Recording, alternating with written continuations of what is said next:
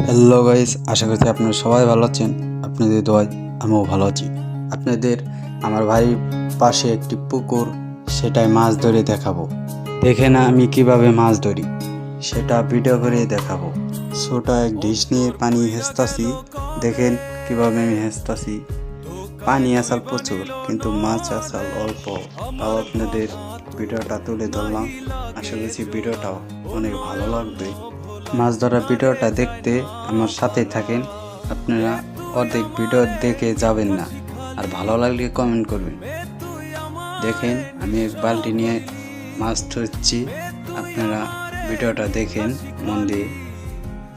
মাছ আছাল অল্প, তো মাছ আছাল, তাও খাওয়া যে হবে ইনশাল্লাহ। আপনারা আমার সাথে থাকেন।